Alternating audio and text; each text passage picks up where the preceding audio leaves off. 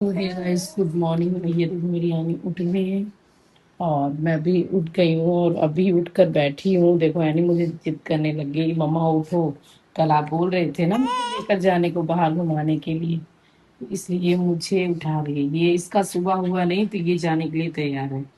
ये देखो यहाँ पे यशिका भी है, तो यशिका वो भी कह रही है चल अभी चलते हैं बेटा। आप तो अभी से ही रेडी हो गए हो, अभी सुबह होती देरी नहीं, अब तुरंत आपको जाना है फटाफट।